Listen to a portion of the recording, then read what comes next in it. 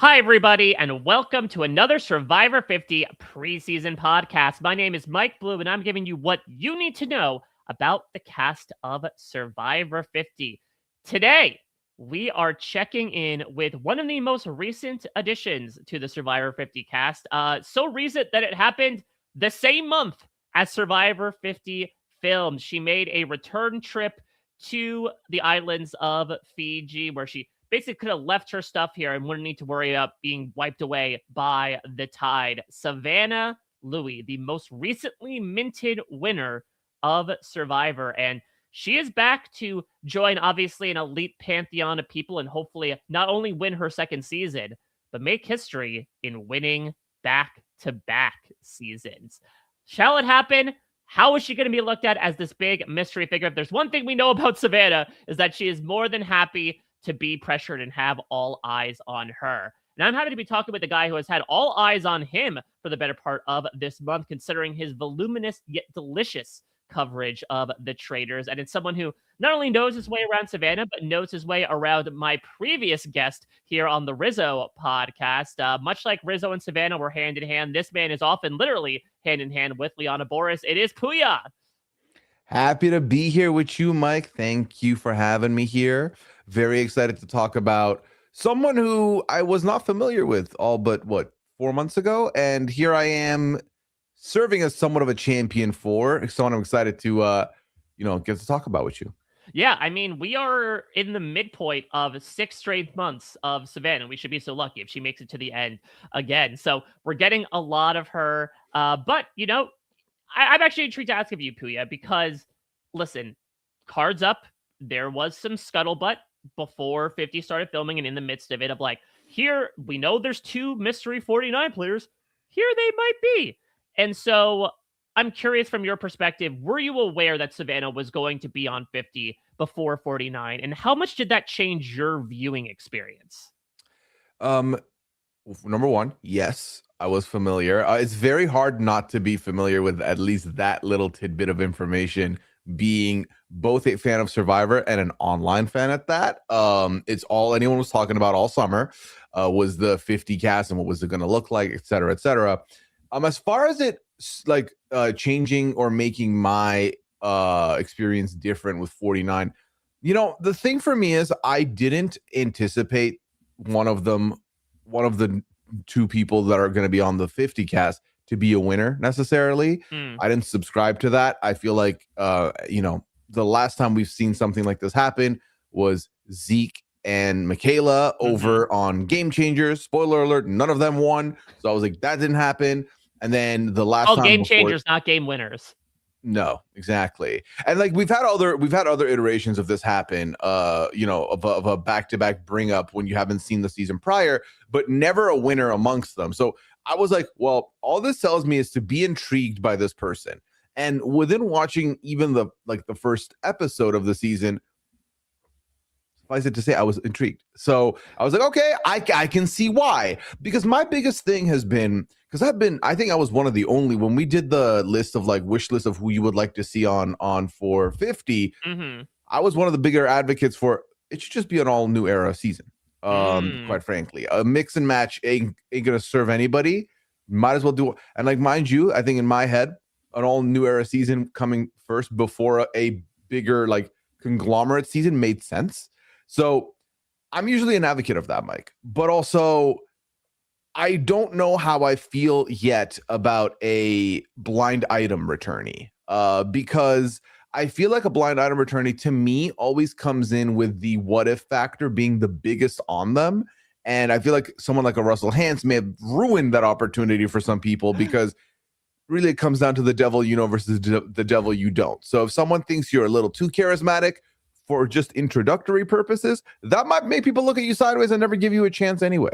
Yeah, it's a really interesting point. I think you brought up a great number of examples of people who have, and sometimes you have the Rupert and the James Clements and Amanda Kimmels of they've seen a little bit of their game. So you get a taste, you get the little Baskin Robbins little spoon taste of ice cream before getting the full cone. But this one, there's no ice cream in general. You're just opening up the freezer and looking at a blank carton right now. And again, not to talk too much about my interviews, which will come out imminently, but something that definitely was prevalent in terms of eyeballing Savannah and Rizzo proper is something that is prevalent with Russell, with Zeke, Michaela, which is like, we don't know how well you did. You had to have done something to earn getting called back a week and a half later, you know, Yeah. especially with the idea of it being 50, which I think does draw a lot of attention to believe that one of them, at least, I mean, I don't know if it was co-winners and they brought the two of them back, that would be an absolutely wild story. If they told them the truth, I don't think they believe them. But I think it does draw a lot of eyes onto them, not only because they are these big unknown factors, but there's a lot of assumptions. And oftentimes, if you leave people to the imagination as to what they were capable of, and we'll certainly get into what Savannah's game actually was in reality, Mhm. sometimes the stories they write can paint an even bigger target than what actually happened. Yeah, I think that, you see this outside of Survivor. Sometimes the lore can carry a lot more weight than the facts. And I think that just again, the person who's there, what demeanor they have, what kind of energy are they exuding, this can all feed into it because of the fact that the others have not watched their season. The others have no idea. So they're going off of relatively first impressions and the knowledge of you must have done something good to be back here so soon after your last stint. So if they're even charmed a little bit, they're like, wow, this person is XYZ. It just amplifies everything because you don't know. The senses don't know what to feel. They don't know what this is. This isn't a registered energy for them. Everyone else is quantified. Like they've figured it out. They've looked at it. They've measured it. They know what the perception of them is. They know what other people have said about them. They have no idea what people have said about these two or think about these two. So it's a very difficult tightrope to walk, which almost certainly for me makes it feel like the instinct is to always be like, well, are they even going to let them play ball? But I feel like I think this every time we've had this back-to-back returnee happen, and almost every time they have staying power for quite a bit. Well, Savannah did in spades because she did wind up winning the season overall. Pooya, for the uninitiated, I guess including the Survivor 50 players in retrospect, let's sketch out what Savannah's winning game was. What was the story of Savannah Louie on Survivor 49? Well, let's say for me, because I do think it might be different for a lot of people in a bit of a choose your own adventure type situation. Mm-hmm. I see Savannah Louie's winning game as a game that had highs and lows. We're talking playing from the top, playing from the absolute rock bottom. A game that had some great social components, being able to talk to people that you are targeting, being able to talk to people that you are working with closely and getting same results when you needed to. But also then on top of that, having a tied record, near record breaking experience where we really were about to get to a point where Savannah was the sole record holder as far as a immunity wins for a woman on Survivor, which is absolutely amazing. But she still ties the record with a handful of people. So that is still an incredible feat to make. And quite frankly, someone who I would say, just based on the way we saw her journey play out, you might be, if you didn't know that she was coming back to 50, you might have been very surprised that she makes it A, as far as she did, and then B, secures the votes to win at the end. Yeah, it's a very atypical journey, I would say, for a new era winner, which by and large, I think a lot of the prevalent new era strategy, especially early on, was like, don't be that tall poppy, right? Just remain under the radar, let the big threats take each other out, then make a couple key big moves towards the end and take home the W. Not the case with Savannah. Savannah is a former reporter, though she doesn't end up telling, I would say, everybody until the end, does tell one person about halfway through the game, but has this sort of like charm and charisma that apparently immediately gives her a certain hold over her original tribe, as clocked by one of a couple of frenemies she will amass over the course of this season. And throughout the first half of the game, she is calling the shots. You know, she never goes to tribal council before the swap. When the first swap happens, you know, during the brief period of time where she does vote in the pre-merge, she's part of a very comfortable majority. And then things get turned upside down. It is like a big massive power shift as soon as the merge hits. And she's one of the rare winners to be left out of the merge vote, to vote in the minority. She loses one of her closest allies. And so the narrative from there on out is that it's basically her, Rizzo, and their other closest ally, Sophie, against the field. And all eyes are on Savannah. They just feel like she is this big threat. Savannah herself is also having quite an emotional reaction to, I think, everyone's feelings kind of coming up about her, but she channels that into success in multiple ways. I think the primary one is, as you mentioned, winning clutch challenges. She does win 4. They're chiefly endurance. She wins the chimney sweep challenge where you stand on the pegs, the Coach Memorial challenge. She wins one where you have to essentially like hold a squat with your legs horizontally. The one where you have to balance a ball on a seesaw that you're holding with your foot. And then she wins like a classic Survivor obstacle course puzzle at the end as well. But she's able to use those times that she's saved to be able to broker numbers by her side. It does help that she has an ally in Rizzo, who has this idol that he is swinging around, though never really seems to use it. But the wild thing is, Pooya, that even when she's not safe, even when she loses immunity a couple of choice times, she still finds a way to find a way. You know, I'm thinking about at the final 8, she is not immune. The aforementioned frenemy, Sage, they decide like, all right, it's finally time to take the shot at Savannah. Let's take down one of the biggest threats in this game. But she is able to negotiate a couple of key relationships to get people on her side to scrape through that vote. Even at the final 4, when her number 1 ally sends her into fire making against Rizzo, she is able to prevail. I think one of the biggest strains, Pooya, about Savannah in general, this girl is unkillable up to this point. Yeah, and she doesn't tap out. She doesn't resign. I think that for her, unless I misremember, it was very clear when she's not winning those immunities that like, okay, they want me. Like that's obviously where it's happening. So I think there's a level of appreciation I have for a player who can recognize that and isn't scared to try and change that. I feel like we've seen people let death take them in those situations because they're like, well, it makes sense. I'm the biggest threat, so I understand why, you know, that's going to happen. Not for Savannah. She does make it happen to stay in. And I think a lot of those immunities were clutch because they really were in a position where, all right, well, if you don't win, you're going home. But also, I think she directly stares into that and then, dare I say, changes the narrative on that, because if she had to win and she did, or she would have gone home, then why the next time she didn't win, she didn't go home? Because she put in the work to stay.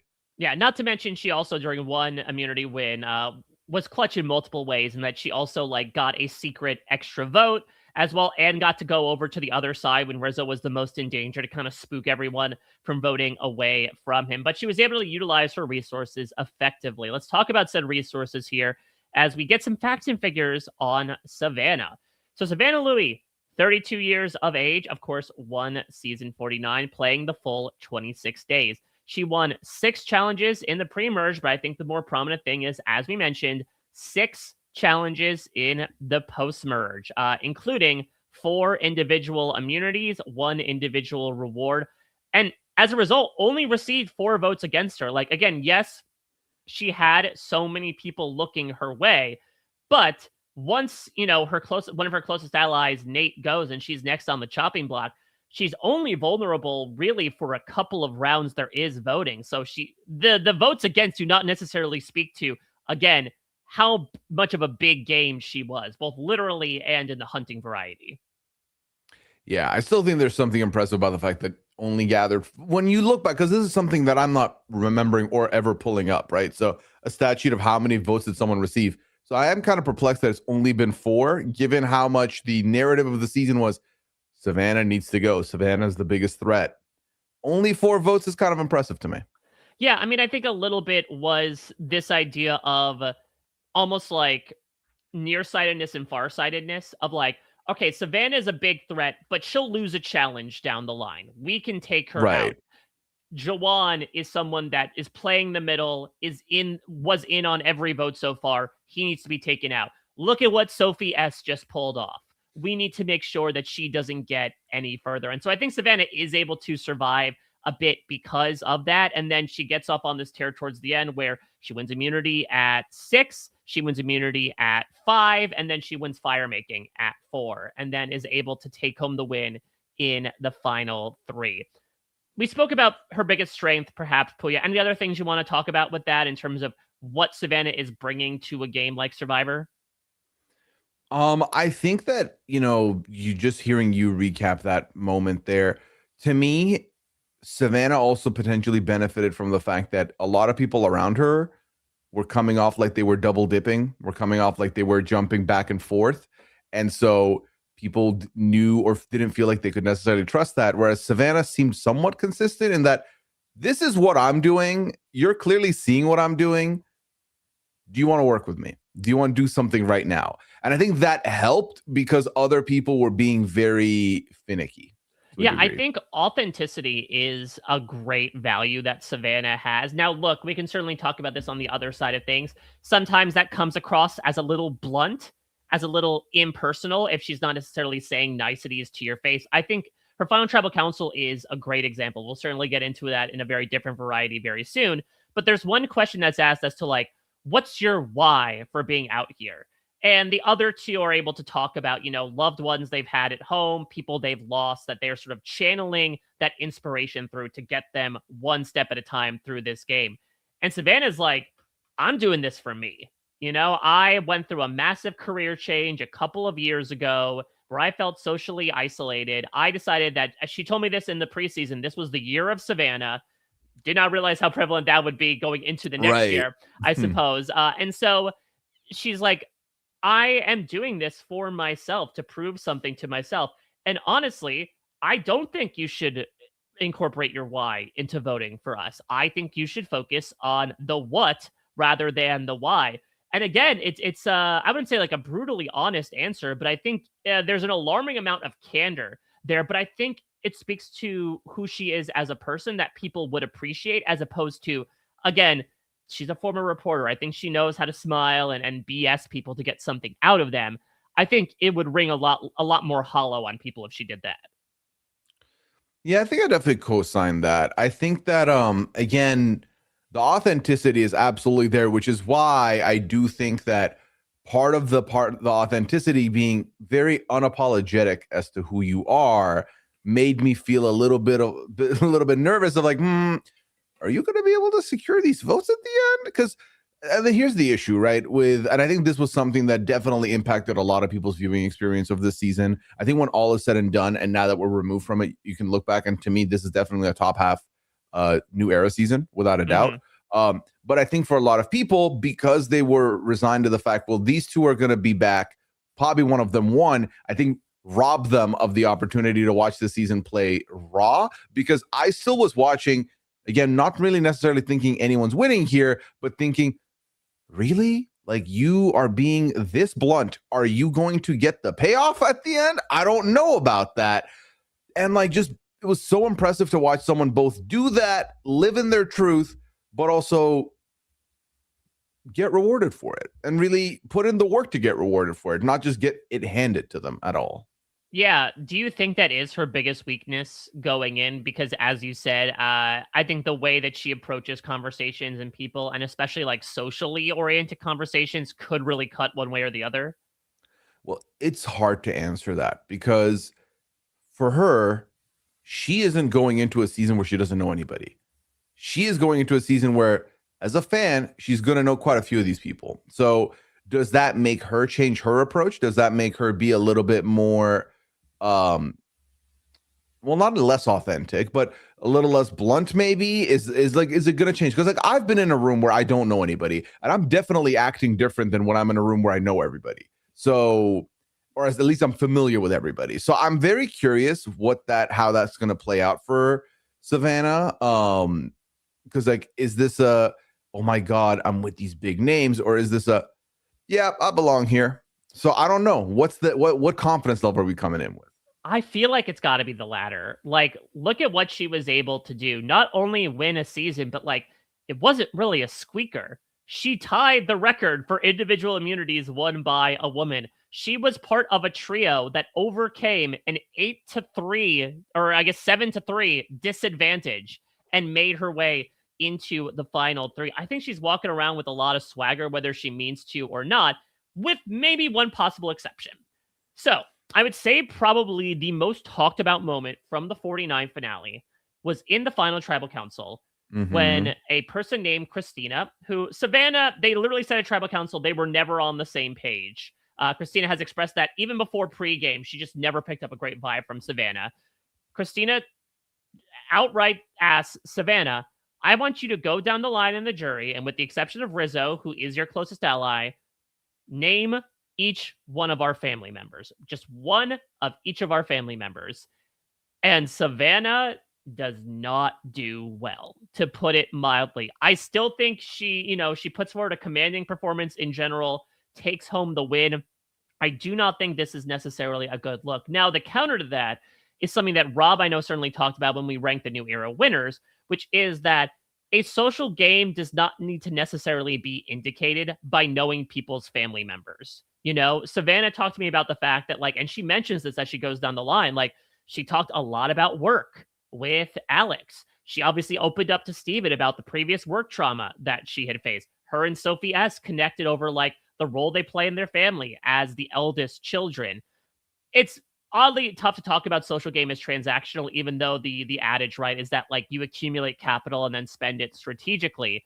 But as much as Savannah wound up with egg on her face there, it really only lost Christina's vote, right? Maybe MC's. It shows that she had solid enough relationships with the rest of the jury that answer did not completely sink anything. Yeah, I mean, I think her game ultimately transcended that. I think that and I know this was a big conversation piece, like you said, during the finale, around the finale. But I think ultimately, for a lot of people, it just might not register that way. I think for some, it's well, this is the most important thing in my life. How do you not know about it? Because I've only talked about it a bunch of times around you. But then I think that, like you said, it is seen like currency for a lot of other people, where it's yeah, if I remember this, it's only to regurgitate it back later, not in a disrespectful way, but in a, this is your life and I'm trying to learn about it just to, play you in this game. So I think that, I think especially taking yourself over to a season 50 where everyone here has played the game, everyone here knows what's up, for the most part, I don't think you're going to get penalized for something like that. I don't think that's going to be something that's going to be looked at negatively. Well, not to mention, Savannah told me in my 49 exit interview that after that moment, because again, still fresh, only happened a week and a half ago, that she immediately started asking her tribe members what their family members' names were, just in case. She'll study for the test this time, this pop quiz. But let's talk about the members of the Survivor family here, because she is one of the newest additions. So let's talk about the known first. The known amongst her fellow unknown here, in the form of Rizzo. And again, people could draw a bunch of conclusions just looking at them without knowing about their game. It's okay, were they brought back because they're tight allies, or were they heated rivals, for lack of a better term, and they want to see them duke it out again? And it was much more the former. Pooya, do you expect that to continue this time around? I don't know. It's very tough for me, Mike. Where do you land on it? I feel like they have no excuse to not be locked in with one another, especially considering how many eyes are on them. I could see, if anything, Rizzo possibly turn on Savannah if he feels like this is sort of my turn. You had your time in the spotlight. It depends on what sort of the cast overall feelings towards winners are. But again, that was never a thing. They were forced to be pitted against each other in fire making. I feel like any sort of quote unquote revenge Rizzo might have is tongue in cheek at best. Yeah, I mean, I think that when all is said and done, these are two people who were part of a trio who were basically together from day one and have never really experienced this game away from each other, for the most part. So to me, I see no reason why they would not work together, given the opportunity, especially when, you're going in meeting a lot of these people you've watched before for the first time. There's a comfort of if they link up at any point to be like, hey, what's your download? What's my download? And you're going to get an unapologetic review of everybody. You're going to get a very accurate saying. There's no game. I mean, there could be game. Like you said, Rizzo might be like, I'm not going to, this time I'm doing it for Rizzo. Maybe, who knows? But I do think that there is a level of comfort there knowing that I can trust this person implicitly. And we've proven that to each other. So I don't need to worry about that. Yeah, I think that's something that we talked about in the beginning of the series with like an Aubrey and Cirie, right? Of like, I can't imagine a world where these two are going to go for each other's throats, because I think the value, especially in a returning player season like this, of having someone you can trust as much as you possibly can, as close to 100% you can get, is so valuable. You know, I think that it's essentially another set of eyes and ears. It's essentially duplicating yourself to have them feed info back to you. And again, I think that they are able to rely on each other and also sort of vocalize themselves as a block too. And yes, that could be threatening, but they can also be like, listen, if you've got one of us, you've got both of us. So be able to use us. So I think as much as people would want, you know, Tres Leches to disintegrate in the oven, as it were, I think we're moving on to the second course of the two of them here. Yeah, I think so too. I think you're going to get, again, this is a duo that I think is absolutely going to work together, given the chance. I don't see a reason why not, only if it's like, well, only one of you can stay. And it's like, okay, then I'm picking me. So, yeah. Well, who are we picking in terms of other people Savannah could join up with? Now, the thing that I mentioned during the Rizzo podcast that I'll mention here as well is that there was no information told to the other contestants about season 49. Essentially, it was just sort of the implication of, hey, they're on this season. Make of that what you will. It was up to Rizzo and Savannah to tell everybody how much they wanted to disclose about what happened in season 49. So once that information becomes a bit more known, Pooya, who do you think would want to work with Savannah? Okay, so are we operating under the assumption that Savannah reveals that she has won? Let's do that. Yeah, let's paint ourselves that picture. Then immediately, if I'm D, if I'm Kyle, I have to be like, I need as many winners left in as possible because I don't want to be like looking like sticking out. So I think that's one. I feel like, to me, I'm seeing a lot of places Savannah could go within the new era. And then I'm looking at someone like a Rick Devens. You're both, you know, coming from that realm. No, former newscaster from Georgia as well. Exactly. So I do think that there's something there. I could see a Savannah and Christian Hubicki duo working here. Right? That could be fun. I mean, I would personally love that. I mean, I think Christian is more than happy to work with big threats, especially those who specialize in different skills than him. I think Christian would not take her to the end, especially if he knows that she's won. Yeah, that's the tough sell. I think if we are operating under this assumption that, hey, she won and they know she won, then I'm having a harder time placing how well she does / who she works with, because why would some of you that have waited all these years to come back, why would you ever take a winner all the way to the end? Now, something that Savannah could profess that is factually correct about her game is the loyalty element. You know, she could go to people who value that, like a Joe, like a Jonathan, like some of these old school players, and be like, my story, the reason I won is because when I was down and out and my back was against the corner, I buckled down with my people. We did not turn on each other until the last minute when I got turned on, for lack of a better term. And then we pushed through to the end. We made up, 2 of the final 3 seats, 3 of the final 4. Let me do that for you. Again, the allure of a possible $1 million check attached to her name is a lot, but that is a pretty good pitch in what you might want in an ally. I mean, I definitely do think so. I think that playing games like this, or just even Survivor here, I think that like punishing a potential connection because they've won the money, I think is a little bit over, like a bit of an overreach. I think maybe that's something you consider if you're at the final 6 and you're like, well, I don't want to sit next to the former winner who could become a 2-time. I don't want that. But I think that early on, someone who got to the end and was completely loyal is a great asset to you, because as long as you feel like they'll give you that same loyalty, then it's good. I think the tough part is it's going to be everything Savannah says can and should be taken with a grain of salt because they don't have verification for it. So she can say that all she wants. If they don't buy that, that's not going to help. But I think what bodes well for Savannah is that she has spent 26 days from where we saw showing that loyalty from day one. So I think that as long as she does more of the same, I don't see why people around her don't see it that way or don't feel it that way also. Well, who might not be feeling that way or feeling her at all? Do you feel like there are going to be some like season long ops from Savannah just based on personality or target preference? Yeah, I ain't gonna lie to you. I don't really see much happening with Jonathan. I don't see that being a connection here. I feel like I don't know why, and I'm just looking at these photos and trying to see what they're saying to me. I don't see Chrissy and her getting along. I don't see that. Interesting. You didn't feel like there could only be one challenge queen this season? Yeah, they do share the record. Exactly. I don't know. I don't see that boding well for Savannah. I think also the tough thing, Mike, and we can talk about this, is that there's 24 people on this cast. 5 of them come from the last 2 seasons.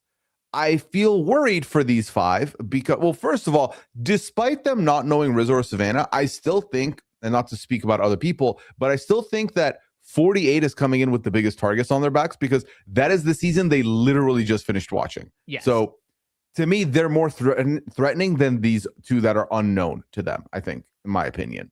That being said, I think there's an invoice to be paid for these 5. I just cannot imagine all 5 making it through like 4 episodes. I don't see that happening.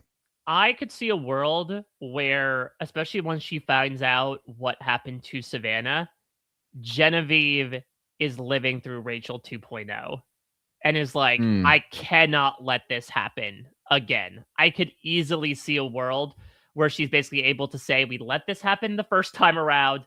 Let us prevent history from repeating itself. I think Q is someone who, is certainly not afraid to call somebody out, especially once he finds out what Savannah is capable of doing.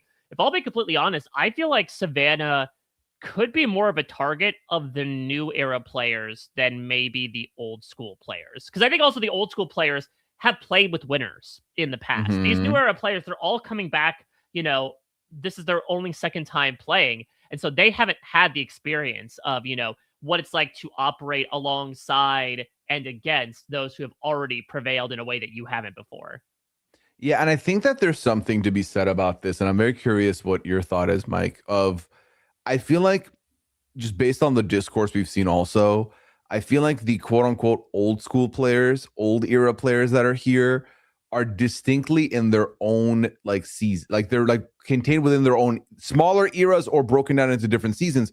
Whereas the new era is considered to be one big blob of 12 people. Yeah. And I think that that's bad for the new era players because it's like, well, we're going to like, that's threatening. There's too many of them or too many of us. So you want to, minimize that threat level by taking out a couple of those people early from that specific like breadth as well. So like you're saying with like a Genevieve or a Charlie or a Q, like you don't want to have 12 new era strong go into like further in the game. You want a couple of those picked off so that it looks less threatening because of the fact that in a weird way, I feel like for a lot of people, and this has been a regular complaint or reservation people have had about the new era as fans, is that they all mesh together. And I think the sad reality is that a lot of these new era people are going to end up being seen that way and are going to end up feeling that way. And I think that is a great point that I hadn't considered is that, yeah, a lot of this cast has never played with,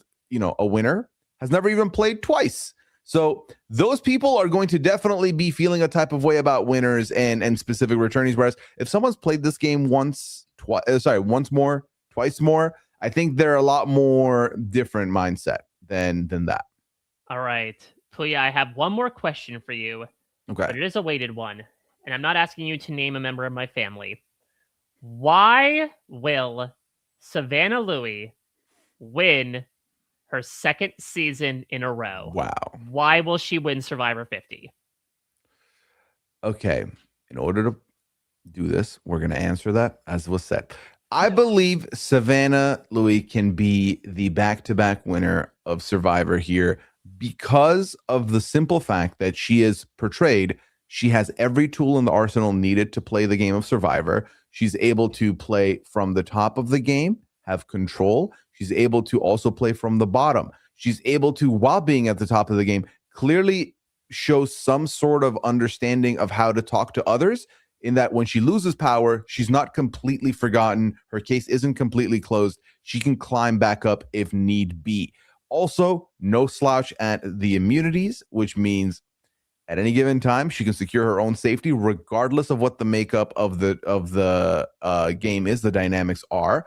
I think also can be flashy and can do things that will be resume points relatively easily. And again, I think the number one thing for me is that you cannot count her out with any interaction. I know I said I don't see her gelling with a Jonathan or a Chrissy. That doesn't mean anything with Savannah Louie. She could literally make a connection, come out of thin air, and work with just about anybody, which I think is a massive asset. And hell, will she love working with just about anybody? No, but you're going to hear about that in the confessionals, and that's going to be very fun. So I think the reality is, if you treat this game as an open world where anything is possible and you're willing to explore all of the options, then you're going to be better situated than somebody who's like, nope, I refuse to do this. And if there's one thing about Savannah, it's that even when she says, I refuse to do this, she will do it anyway because she knows she has to. Doesn't mean she's going to love it, but she's going to do it anyway.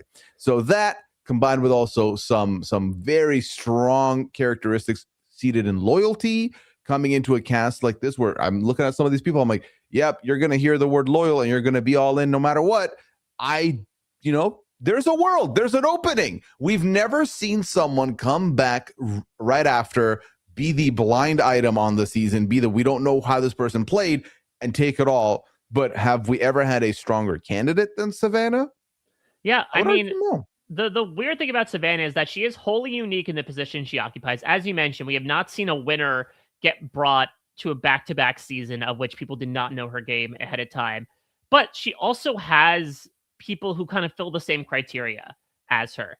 She is someone who has fought her way from the bottom being an underdog. There are a couple people who fill that spot through their previous seasons. She's a previous winner. There's two others there as well. She tied the record for immunity challenges. Hey, Chrissy. Hey, Ozzy. Hey, Colby. She's someone who is a former newscaster. Rick Devens. Nice to meet you. So it's so interesting in that if you sort of add those things up, Savannah does stick out as one of the shinier cast members considering what we just saw of her. But the pure irony is, Pooya, especially in a season where there kind of is a reason to target every single person based on past reputation, she kind of already has even the idea of, well, we don't know anything about her. She's being joined by a guy of which you could say the exact same thing. Yeah, I think that's also helps. So that also helps is that there is one other person there who is in the very similar boat to her. And again, it all comes down to this, Mike. How honest are they going to be about what happened on Fiji for them, A, and then B, when you look at them from the other's POV, which one of them looks to be the more threatening one? Which one of them is giving you more of a, depends what you find to be a threat, but which one of them is more of the gamer? Which one of them is more of the schemy one? I don't know, but I will say, boy, did Rizzo dodge a bullet. The fact that they do not know his nickname is Rizgod. Actually, they would because of the preview. Pooya, not to talk too much about my interviews. They certainly do. So honestly, no offense, that puts a W in Savannah's column for me. I think that bodes well for her. That I think she doesn't have that going, where I feel like you hear a Rizgod, you're like, oh, that's the gamer right there. That's the schemy one right there. So, maybe, just maybe, this works out in her favor. But I think, okay, now there's another aspect. A, I have no idea if this would have been even logistically possible. B, I'm intrigued. If they both go in and their story should be, one of them should still be like, I went out in the fire. The other one should be, I came in second place. I think both of you should be losers going into this. And I think that that's not outside the realm of possibility for a narrative like that to play out, because we literally have a returning winner immediately from 48. Why would they have a winner from 49? I say this earnestly because I genuinely spent the entire season thinking that. I had a lot of people while I was streaming come in and be like, hey, so do you think that this is just going to be the case? Like this is going to be, one of them is going to win. I was like, why? No, I don't think so. That makes no sense. Why would there be a winner from 49 also? Yet here we are. So I think if you play out that narrative of like, yeah, we were both robbed, I think that's not bad. Well, we certainly, Pooya, were not robbed of getting the chance to talk with you and give your always incredible insights, especially about Savannah, who, again, is truly a unicorn among unicorns, even among the history of people playing back-to-back seasons. Of course, you talk about a gamer in this cast. You know your way around a gamer or two, considering how prevalent, maybe a shrinking contingent they are, of the current season of the Traders US happening over on Peacock and all the great coverage you've got going on. What would you like to plug for the listeners out there about all the great stuff you're doing across both sides of the pond with Traders? Well, make sure you're tapped into the We Know Traders feed over on RHAP, because like Mike said, we are talking Traders US, which is the louder one here, certainly for us, geographically speaking. We live here. Little less loud after the first 3 episodes, I will say. Hey, listen, we may have had our leader on the show. Sadly, not permanently, but we got him for a little bit. But for the coverage, I mean, me and Rob are going to be talking about the rest of the US season, so make sure you're tapped into that. And then myself and Annabelle are talking Traders UK, which, Mike, you already know this, but UK is my favorite franchise, and really was what started this love way back when. So doing both of those, make sure you check it out. Me and Liana talk every week over on the lounge. We had a fun time, or we do have a fun time talking about anything. We've been talking about these Traders things that have been going on as well. And I'm talking 90 Day, always and forever. It seems to never end, but we are having a good time with it. And then if you're trying to find me off pod, socials at Pooyaism, twitch.tv/Pooya. That's where I'm going to be when I'm not podcasting. And I'm currently watching along the Traders season for the US Thursday nights, which has been very fun, but also very emotional. So we're having fun there. Just come check it out. All right. Well, we are going to keep continuing on this train. Only a couple of player profiles left, but we go from one of the biggest new era underdogs to one of the biggest old school underdogs, as we are talking Stephanie LaGrossa Kendrick, someone who cannot state enough how popular she was back on the day. Everyone was high on Stephanie. Then she hit a couple of lows, but she is back after making the rounds on a couple of other reality TV shows, including The Traders, in recent years. So I'll be breaking down exactly what that might mean for time number 4 and if she's finally able to get that W. In the meantime, what are your thoughts? What do you think about Savannah as this big unknown to the rest of the people in this game? Do you feel like she could pull off the back-to-back? Only time will tell, but we will be the true winners once Survivor 50 premieres with a 3-hour episode on February 25th. Thank you all, as always, so much for listening. Pooya, thank you, as always, for your incredible insights. Until next time, everybody, take care. Bye-bye. This is RHAP. We know reality TV.